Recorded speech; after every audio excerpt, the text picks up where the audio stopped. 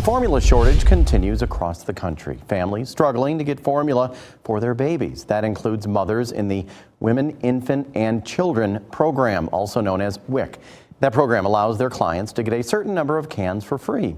Mid-MichiganNow's Courtney Bennett spoke to the local director of WIC and a mother about the problems she's facing.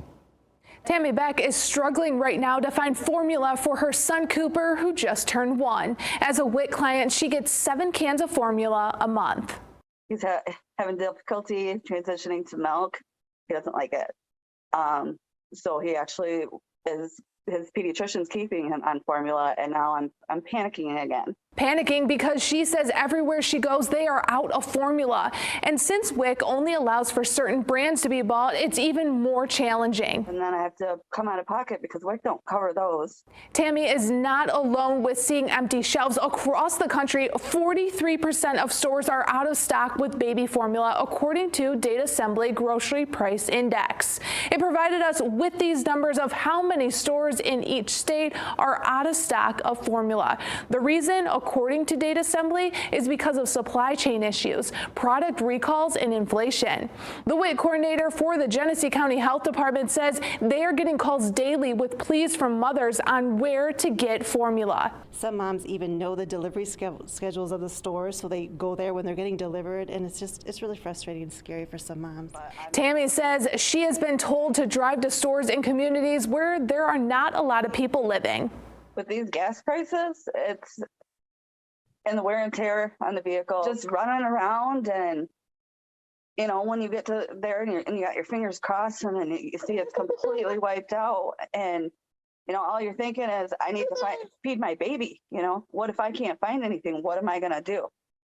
Tammy says she hopes she starts seeing shelves fill up soon with baby formula. With the shortage and recall, WIC has expanded what formulas are covered for their clients. But if it is not on the list, it leaves clients like Tammy to pay out of pocket. Parents take to stores across the area, fingers crossed that today their baby's formula will be in stock. Moms on Facebook all over are like, well, does anybody know where I can find this formula or this formula, or, you know, and it's scary because how are you going to feed them? Destiny Featherstone is a mother of 2. Her youngest, Luna, is just 4 months old. Yesterday, there was like just enough for her month's supply, and I wanted to get it all, but I was like, I don't want to take from the other babies. 4 complaints of a bacteria found in infants who consumed formula made here shut down the Abbott's plant in Sturgis. 2 of the infants became sick. 2 others died. A company spokesperson tells me investigations showed no evidence linking Abbott's formulas to the infants' illnesses or deaths. Now the U.S. is facing the worst shortage of baby formula in decades.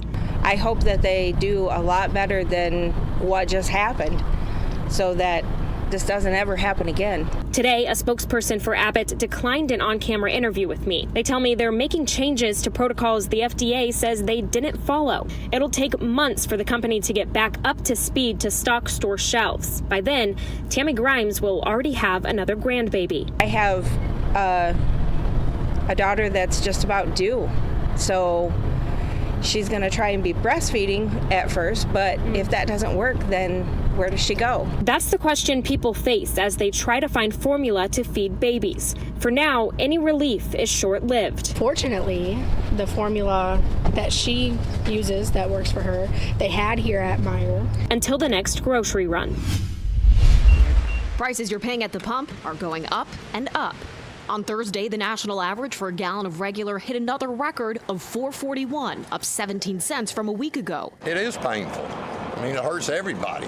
All agree more supply could bring prices down as global markets are rattled by sanctions on Russian energy. The flow of natural gas from Russia to Europe held up in Ukraine, further destabilizing supply. The Biden administration sounding this call. We are asking the oil and gas industry to increase supply. But critics say their actions send mixed signals to the industry. Most recently with news Wednesday that the Department of the Interior is canceling the sale of 3 oil and gas leases in the Gulf of Mexico and off the coast of Alaska.